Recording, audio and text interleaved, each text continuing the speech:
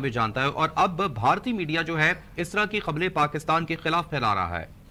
जी देखिए, बिल्कुल भारतीय मीडिया पर जो है वो मकबूजा कश्मीर पर हमले की खबरें जो है फेक और झूठ है का पलंदा है। और इन फेक खबरों को फैलाने का मकसद ये नाकाम और झूठा तासुर पैदा कर रहे हैं कि पाकिस्तान भी भारत पर हमला कर रहा है, और इन झूठी खबरों को फैलाकर जो है भारत पाकिस्तान पर अपनी नंगी जारियत जारी रखने का मुसलसल झूठा जवाब पैदा करना चाहता है। और इन झूठी और मनगढ़ंत खबरों में जो है वो कोई सदाकत बिल्कुल नहीं है। जी ठीक है, बहुत शुक्रिया राजा काशिफ तफसीलात से आगाह करने के लिए। अपने नाज़रीन को बताएं कि भारतीय मीडिया अब मकबूजा कश्मीर पर हमले की खबरें फेक और झूठ हैं और सिक्योरिटी ज़राए के मुताबिक इन फेक खबरों को फैलाने का मकसद ये नाकाम और झूठा तासुर पैदा करना है कि पाकिस्तान भी भारत पर हमला कर रहा है। इन झूठी खबरों को फैलाकर भारत पाकिस्तान पर अपनी नंगी जारियत जारी रखने का मुसलसल झूठा जवाब पैदा करना चाहता है। इन झूठी और मनगढ़ंत खबरों में कोई सदाकत नहीं है। इसी पर बात करने के लिए हमारे सल्तान पर मौजूद हैं ब्यूरो चीफ लाहौर से अलीफ साहब। अलीफ साहब, बहुत शुक्रिया आपके वक्त के लिए। अलीफ साहब, किस तरह से देखते हैं भारत जो कि गोदी मीडिया है और मुसलसल यही खबरें चला रहा है, पहले उसने हमले किए और अब फेक खबरें चलाकर पाकिस्तान के अगेंस्ट पूरी दुनिया को ये तासुर देने की कोशिश कर रहा है कि पाकिस्तान भी हमले कर रहा है। देखिए, इंडिया कोई आज से नहीं झूठ बोल रहा, इसका अजल से ही एक झूठा मकार मुल्क है। इस मुल्क ने कभी भी सच नहीं बोला। हिंदू सोच ही गंदी है, मकरू सोच के अमल ये लोग हैं, ये मुल्क है। बेसिकली अभी ये जो तनाजा शुरू हुआ है झूठ के ऊपर ही शुरू हुआ है। ये पहलगाम वाकया जो है सरासर झूठ के ऊपर मबनी था और इसकी हकीकत नहीं थी। उन्होंने पहलगाम वाकया जो झूठ के ऊपर मबनी था उसके ऊपर एक नैरेटिव डेवलप करने की कोशिश की और वो झूठ के ऊपर जो कि नैरेटिव था वो दुनिया में किसी ने नहीं माना और झूठा करार पाया और इसी वजह से वो फेस शेयरिंग मांग रहा था। फिर उसने इसी झूठ को छुपाने के लिए फिर पाकिस्तान के ऊपर एक बुज़दिलाना हमला करने की कोशिश की और वो भी एक झूठ के ऊपर मबनी था कि वो उन्होंने एक किस्म की सर्जिकल स्ट्राइक की है दहशतगर्दों के ऊपर। हालांकि वो दहशतगर्द जगह नहीं थी, हमारी मस्जिदें थी, हमारे मुकद्दस मकामात थे, वो भी एक झूठ था। और अब क्या है कि अब वो एक झूठ के जरिए साबित करना चाह रहा है कि पाकिस्तान हमला आवर हो रहा है इंडिया के ऊपर। असल में मसला ये है कि सफारती तौर पर भारत इस वक्त मुकम्मल तौर पर तन-तनाह है। कोई दुनिया का छोटा बड़ा मुल्क इनका जो नजरिया है, इनके झूठ पे मबनी जो एक स्टांस है, ये जो एक अपना स्टांस डेवलप करना चाह रहे हैं, बेसिकली कोई भी इस चीज को मानने के लिए नहीं आ रहा। झूठ के ऊपर झूठ, एक झूठ को साबित करने के लिए दूसरा झूठ, दूसरे झूठ को साबित करने के लिए तीसरा झूठ। इस वक्त इवन इंडियन चैनल जो है, बड़े बड़े नाम हैं, अभी मैं देख रहा था, वो भी लाइव दिखा रहे हैं एक झूठ को, झूठ पे मबनी ऐसी रिपोर्टें चला रहे हैं कि पाकिस्तान ने हमला कर दिया। पाकिस्तान ने कहां हमला कर दिया है? हमला कोई आम बात है, अगर पाकिस्तान हमला करे तो कोई इंटरनेशनल मीडिया क्यों नहीं बता रहा? ये बेसिकली झूठ का सहारा लेके पाकिस्तान के खिलाफ एक नैरेटिव डेवलप करने की कोशिश कर रहे हैं जो ये कभी भी नहीं कर सकेंगे। झूठ होता है, झूठ के कोई पांव नहीं होते हैं और ये इंडिया जितनी मर्जी स्ट्रगल कर ले, झूठ को दोबारा झूठ, फिर झूठ को साबित करने के लिए झूठ मार ले, ये कुछ भी नहीं होना। इंडिया जो है वो हमेशा ये झूठ का सहारा लेता है और इंशाअल्लाह ये जिस तरह कर रहे हैं, ये जो गड़ा दूसरों के लिए खोद रहे हैं, इंडिया खुद इसके अंदर गिरेगा और कभी भी इंडिया कामयाब नहीं होगा अपने मजमूम मकासद के अंदर। बेसिकली मोदी का जो भयानक चेहरा है, ये मुस्लिम दुश्मन जो ये काम कर रहे हैं। आज आपने देखा कि इसराइली साख्ता जो ड्रोन है वो पाकिस्तान के ऊपर बरसाने की कोशिश की गई। पाकिस्तान ने बहुत ही दलेरी से और टेक्नोलॉजी इस्तेमाल करके वो इसराइली ड्रोन है उनको नीचे गिराया और हम खुदा न खास्ता किसी बड़े नुकसान से बच गए। बेसिकली हमला आवर इंडिया हो रहा है, पाकिस्तान हमला आवर कभी नहीं हो रहा। हम एक अमन दोस्त मुल्क है, हम बहुत जिम्मेदार कौम है। पाकिस्तान कोई आम कौम नहीं है, एक बहुत बड़ी एक जो एटमी पावर है। हमने हमेशा जो है पाकिस्तान की तरफ से कभी भी गैर जिम्मेदारी का मुजाहरा नहीं किया गया। कोई हमला नहीं हो रहा, ये सब फेक न्यूज है। फेक न्यूज की फैक्ट्रियां लगी हुई है इंडिया के अंदर और वो सिर्फ अपने आप को अब मजलूम साबित करने की कोशिश कर रहे हैं और पाकिस्तान को दहशतगर्द मुल्क साबित करने की कोशिश कर रहे हैं। इंशाअल्लाह ये कभी भी अपने मजमूम मकासद में कामयाब नहीं होंगे। कोई हमला नहीं कर रहा, ये सिर्फ फेक न्यूज की फैक्ट्री है जो इस वक्त इंडिया से ऑपरेट हो रही है। और आवाम से भी यही गुजारिश है कि फेक न्यूज जो है वो जरूरी नहीं कि इंडिया की तरफ से, पाकिस्तान के अंदर भी कुछ दुश्मन है जो कि फेक न्यूज फैलाने की कोशिश कर रहे हैं। फेक न्यूज जो है उसके ऊपर आवाम को बिल्कुल भी कान नहीं धरने चाहिए। कोई भी खबर सोशल मीडिया के ऊपर आती है उसकी बाकायदा तस्दीक के बाद उसके ऊपर अमल करें, उसको सच समझे। अदरवाइज झूठ की फैक्ट्रियां इस वक्त इंडिया की तरफ और इंडिया के चाहने वालों की तरफ से बहुत ज्यादा फैलाई जा रही है। लिहाजा जी फेक न्यूज बहुत ज्यादा फैलाई जा रही है। अलवी साहब फिर ये भी देखिएगा कि आज के दिन से लेके अब तक, कल भी देखिए कि पाकिस्तान के ऊपर जो है भारत की जानिब से मुतादिद ड्रोन्स भेजे गए हैं और यहाँ पर पाकिस्तान की सिक्योरिटी निजाम ने जो है इसको नाकारा बनाया है। दुनिया ये भी तो देखे, और यूं तो पाकिस्तान के अंदर जो है इस तरह से कार्रवाइयां की जा रही हैं। और अगर जर्नलिज्म की बात की जाए तो जर्नलिज्म में तो भारत का कोई सानी नहीं है। हाँ जी बिल्कुल, मैं आपको यही कह रहा हूँ ना कि इस वक्त झूठ की फैक्ट्रियां जो है वो वहां पे कायम हो चुकी हैं।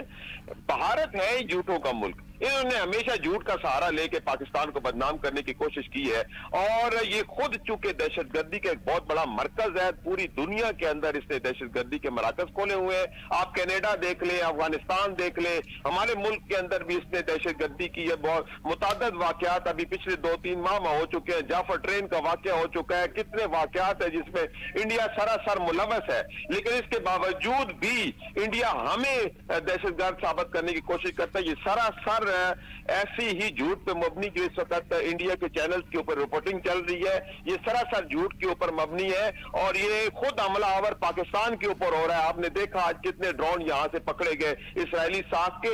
ये खुद हमलावर हो के अपने आप को मजलूम साबित करने की कोशिश कर रहा है और पाकिस्तान के ऊपर हमलावर होने का एक इल्जाम थोप रहा है जो कि सरासर झूठ है। इसके कोई पाँव नहीं है, बिल्कुल कतई तौर पर ये झूठ है और इसको कतई तौर पर भी इसके ऊपर इन बातों के ऊपर अमल नहीं किया जाना चाहिए। जी ठीक है सईद अली साहब, ये भी बताइएगा कि क्या लगता है कि जिस तरह से मोदी के ऊपर तो एक जंगी जुनून सवार है और मुसलसल हमले किए जा रहे हैं, पाकिस्तान तो डिफेंसिव मूड में है अब तक और अब तक तो हमला किया नहीं है पाकिस्तान ने, क्या लगता है कि भारत के अब जो अगेंस्ट है ये तमाम मामला तनाज़ा किस तरह से हल होगा? कौन से ममालिक जो है इसमें सालिसी का किरदार अदा कर सकते हैं?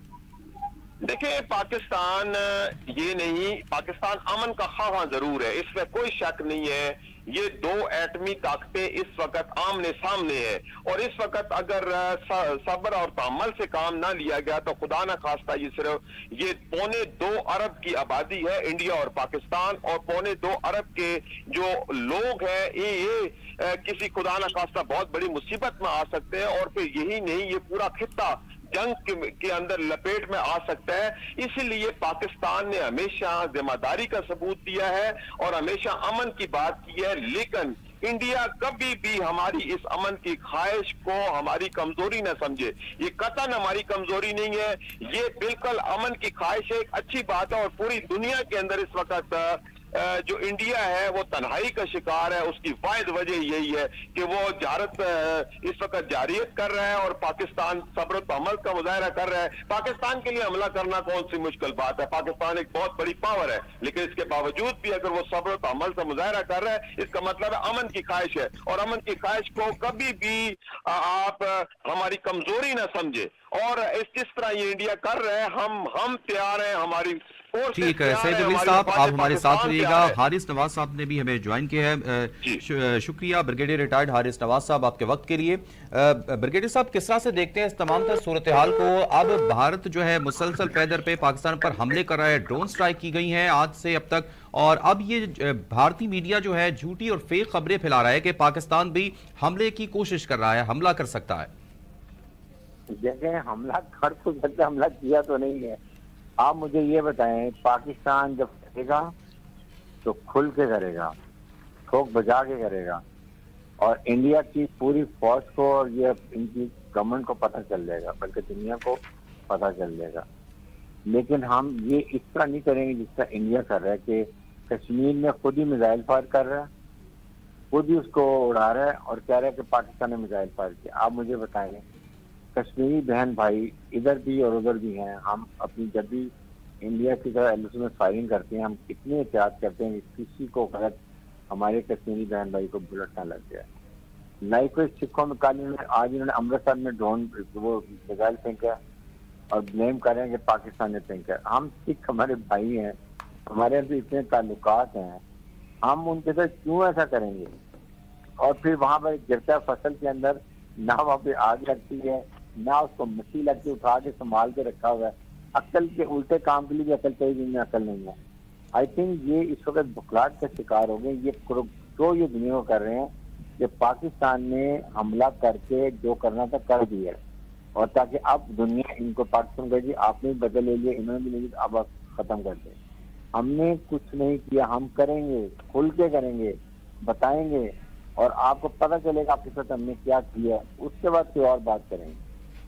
ठीक है हारिस नवाज साहब, आप भी हमारे साथ रहिएगा। ब्रिगेडियर रिटायर्ड गज़नफर अली साहब ने भी हमें ज्वाइन किया। ब्रिगेडियर साहब बहुत शुक्रिया आपके वक्त के लिए। किस तरह से देखते हैं आज, अब जबकि ड्रोन स्ट्राइक भी की है पाकिस्तान पर, हर जानिब से हमला किया जा रहा है, जबकि पाकिस्तान मुकम्मल तौर पर इसका दिफा कर रहा है, और अब भारत आलमी मीडिया को यह बताने की कोशिश कर रहा है कि पाकिस्तान भी हमला कर रहा है।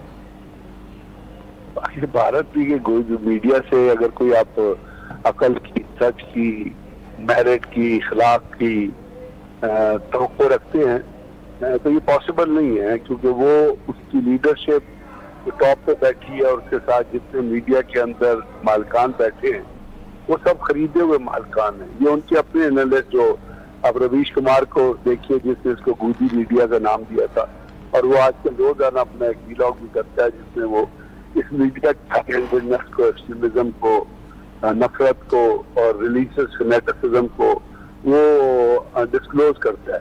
तो ये तो इस किस्म के लोग हैं जो अपनी माँ को बेच सकते हैं, जितने गूदी मीडिया में बैठे हुए, और आपको पता है ये अपनी माँ को बेच सकते हैं, और जो उनको सुपरवाइज कर रहा है ऊपर बैठा हुआ नरेंद्र मोदी जैसा शख्स, वो शख्स है जिसके बाप का ही पता नहीं कि वो कौन है और कहाँ है।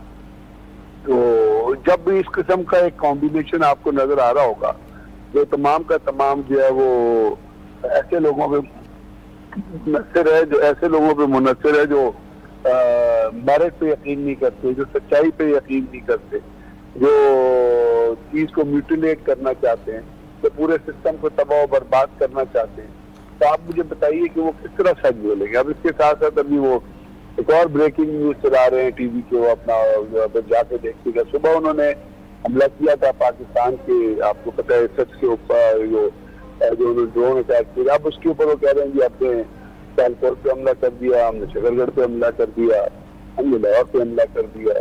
तो अब इसको बताएं, इसका किस तरह, इस झूठ का किस तरह मुकाबला?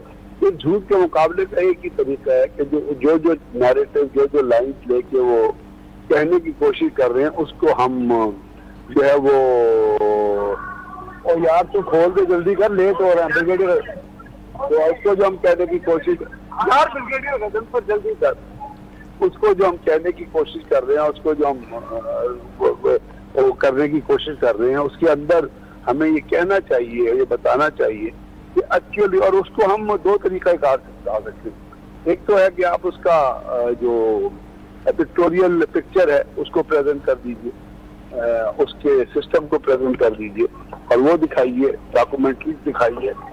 तो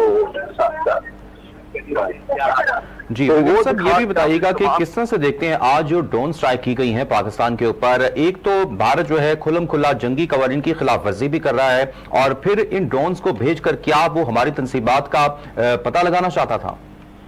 क्या बिल्कुल, इसके काफी सारे मकसद हैं। तो टोटल कंफ्यूजन कॉज करना, डिस्ट्रेस कॉज करना, और वाकई क्योंकि जो ड्रोन्स आए हैं वो बेसिकली तो वो सिस्टम ड्रोन्स हैं जिनके अंदर सेंसर्स लगे होते हैं, और उन सेंसर्स से मकसद होता है कि जहाँ पे वो जाएं उसकी वो रेडिएशन पिक करें और रेडिएशन को वो ट्रांसफॉर्म करें अपने कंट्रोल सेंटर में।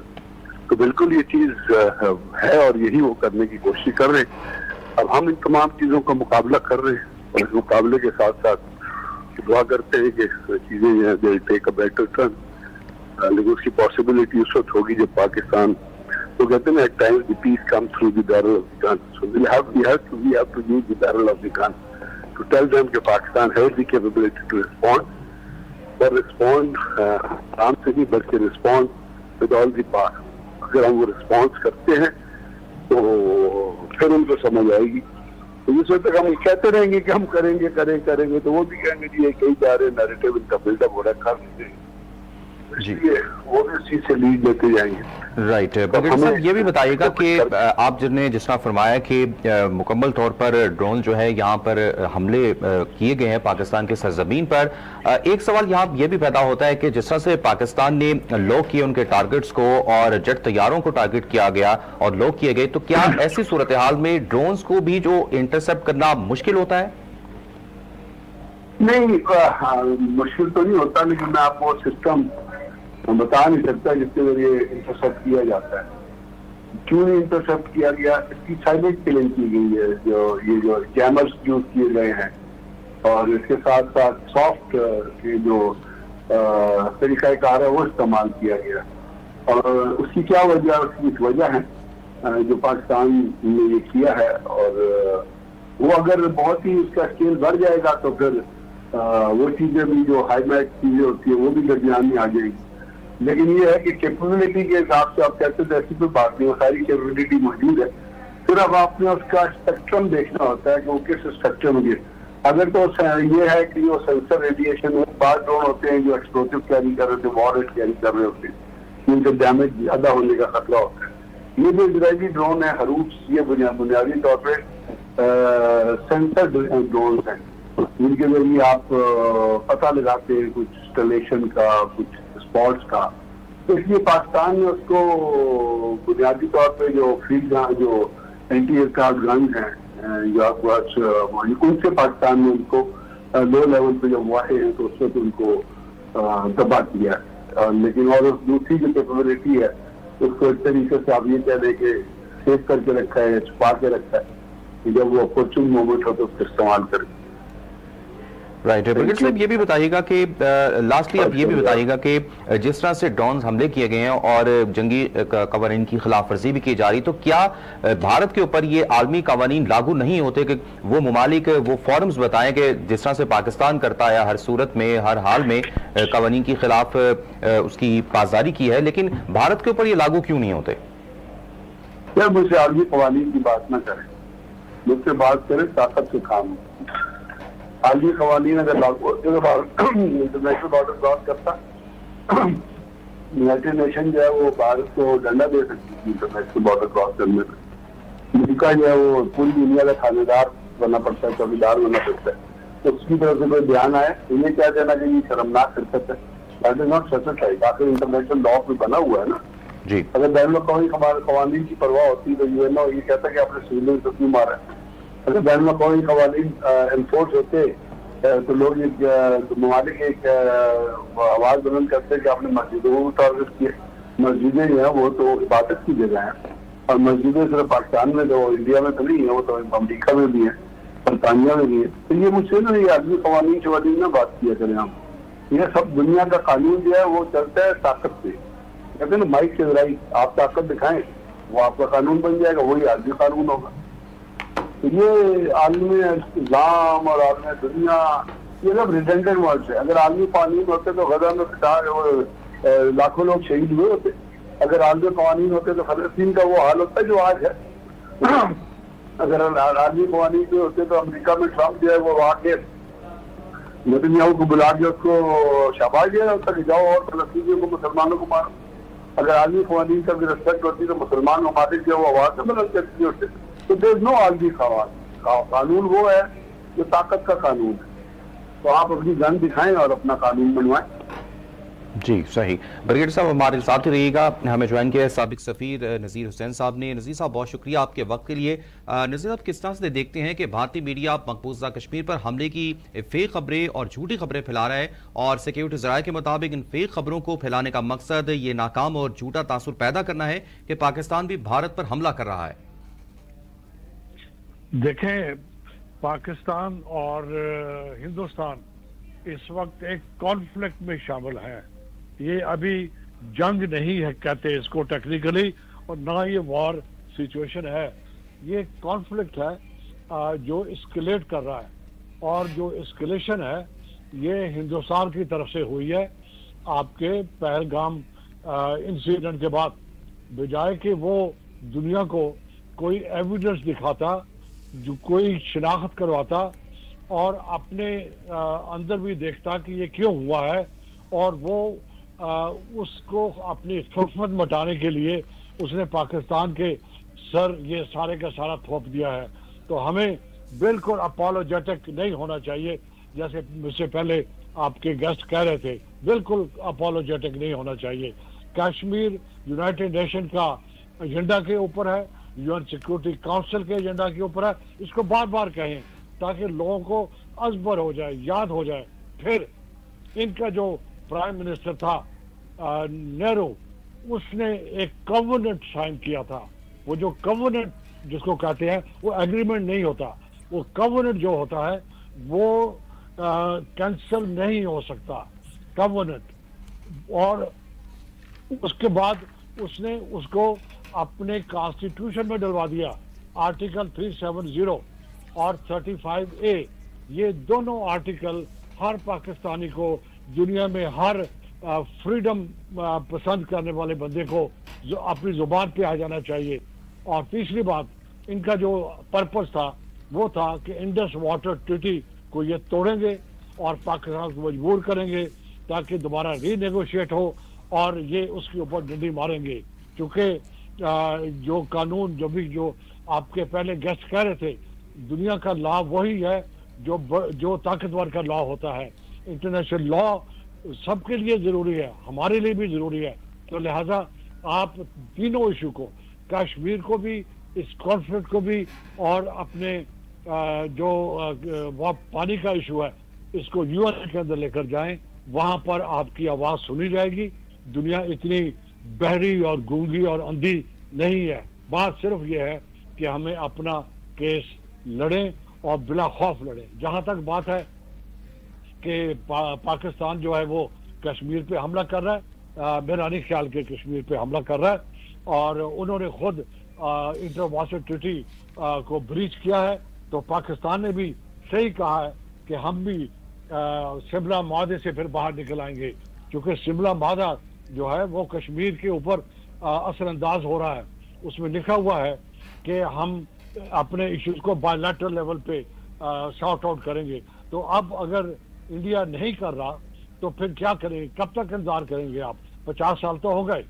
ये जो शिमला एग्रीमेंट था ये 70s में हुआ था।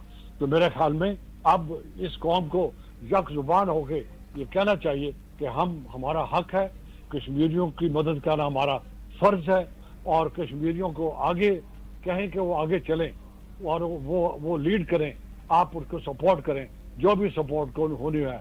ये बात जहन में रखें, हिंदुस्तान अखंड भारत पे काम कर रहा है, अखंड भारत पे काम कर रहा है। वो पिछले 50 साल से उसको कहते हैं रिवर्स इन्वेजन, रिवर्स इन्वेजन।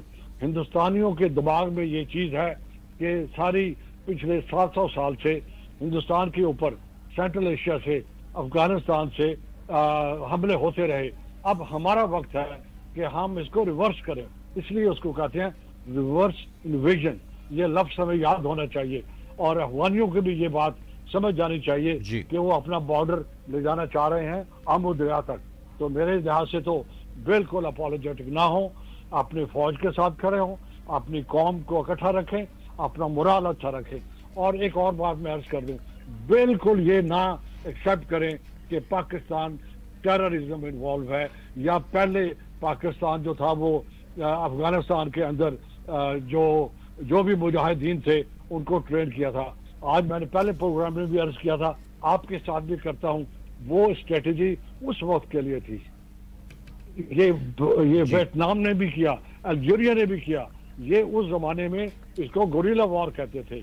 ये एसिमेट्रिक वॉरफेयर है, जिसमें पब्लिक ओपिनियन भी है, साइकोलॉजिकल वॉर भी है, और मीडिया की वॉर भी है, और उसके साथ किनेटिक वॉर भी है। सॉरी मैंने आपको टाइम लिया, लेकिन ये जरूरी है कि अपनी कौम के साथ ये चीजें ठीक है। बहुत शुक्रिया नज़ीर हुसैन साहब, जबकि ब्रिगेडियर रिटायर्ड गजनफर अली साहब भी हमसे बात कर रहे थे। आप दोनों का शुक्रिया।